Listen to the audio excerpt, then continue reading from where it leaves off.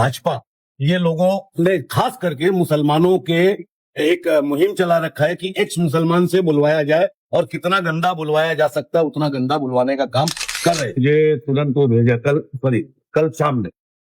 तो उसके बाद फिर मैंने परवेज को बोला, फिर मैंने पीटी साहब से बात किया, ज्वाइंट सेक्रेटरी से बात किया और उसके बाद डीसीपी साहब से बात किया, फिर सीनियर साहब से बात किया। तो बोला सर ये चीजें बार बार हो रही है और ये अच्छी बात नहीं है। मुमरा के अंदर तुरंत इसको एफआईआर में लिया जाए। तो पहले एक तरीके से बहस ये चली कि पायदुनी पुलिस स्टेशन में हो चुकी है, भिवंडी में हो चुकी है, तो अब की बात नहीं है। हमने आंख से देखा, हमने देखा है, तो एफआईआर लेना फर्ज है। तो मुमरा पुलिस स्टेशन ने सहयोग किया और तुरंत एफआईआर ले लिया और ये एफआईआर जो है हमारे परवेज के नाम से हमने दर्ज करवाया है। उसमें 4 गवाह हैं, शाहबुद्दीन, जैद किलेदार, जुनेद किलेदार, आरिफ, मैं खुद और इनू शेख। तो भाई साहब कई अन्य पुलिस स्टेशनों में एफआईआर तो दर्ज की गई है, लेकिन अब तक का क्या कार्रवाई हुई है? देखिए ऐसा है कि 299 सेक्शन दर्ज हुआ है। हमारा काम था शांतिपूर्वक दर्ज कराना।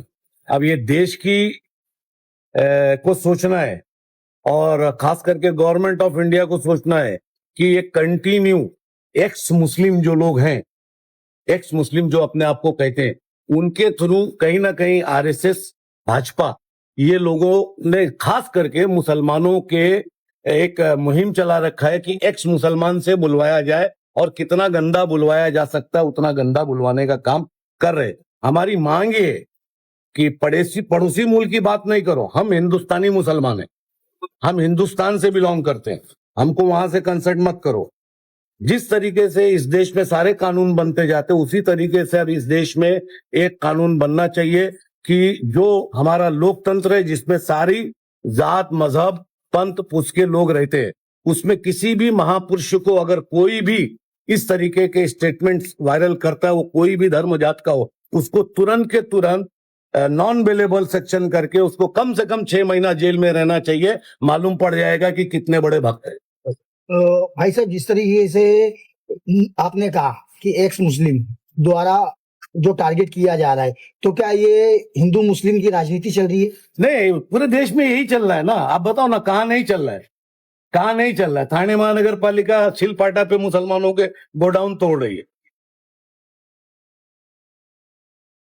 और जो वहां का नगर सेवक है, क्या नाम, बाबाजी पाटिल, वो कभी हमारी पार्टी से थे। हमने उनको एमपी में पार्लियामेंट में वोट दिया। उनका घर खुद क्या नाम है अपना शीशे का है, दूसरों को घर पे पत्थर मार रहे। उनका होटल जो है वो इनलीगल है, उनका बंगला इनलीगल है, लेकिन मुसलमानों के ऊपर बुलडोज किया जा रहा है।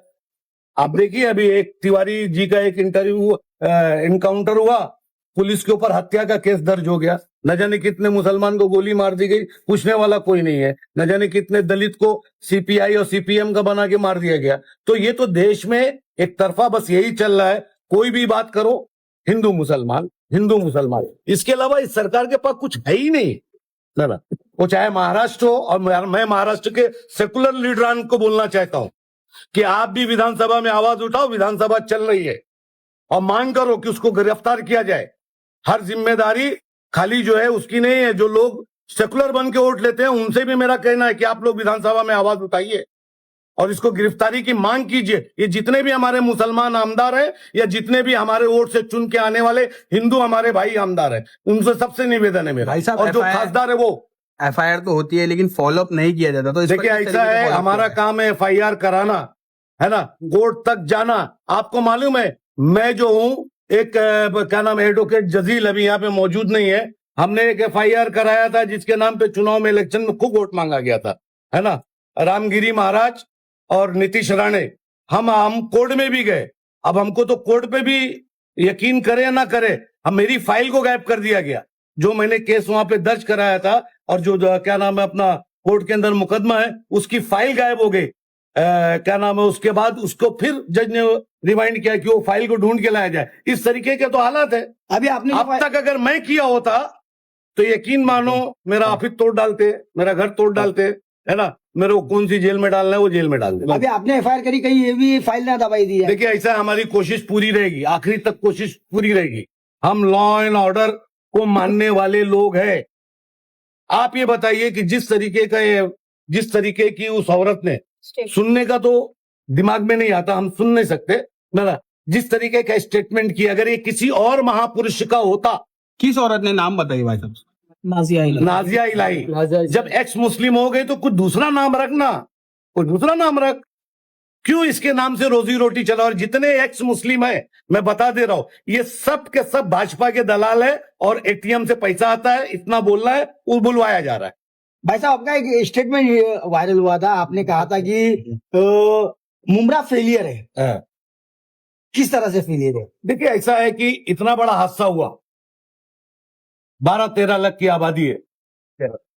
फिर मैं यही बात करूंगा कि सब कुछ जागरूकता होती, ये जागरूकता क्यों नहीं होती कि इतनी बड़ी कसीर आबादी के अंदर इस तरीके का हादसा होता है, 4 दिन हो जाता है, 5 दिन हो जाता है, एफआईआर तक नहीं होती। एक फेसबुक पे किसी ने बड़ा अच्छा लिखा था, क्या मुमरा में चुनाव नहीं है क्या? अगर ये चुनाव होता था तो ये पुलिस स्टेशन भरा रहता था, सारे नेता यहां मौजूद होते थे, सारे कार्यकर्ता मौजूद होते थे, नाटक होता था, है ना।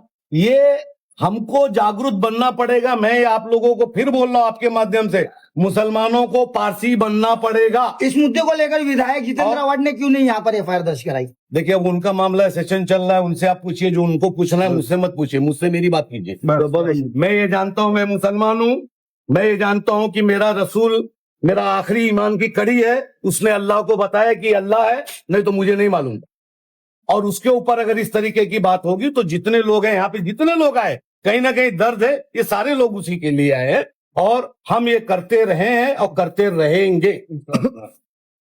और ये रेगुलर एफआईआर है, आना पड़ेगा, कंपलसरी है, उसको आना पड़ेगा, कंपलसरी आना पड़ेगा, कंपलसरी उसको आना पड़ेगा। कोर्ट जाना पड़ेगा। आज जैसा राहुल गांधी जी भिवंडी आरएसएस बुलाती है ना, इंशाल्लाह ताला ये मुमरा वाले उसको बुलाएंगे हमको। पकड़ो साहब। चलो, हम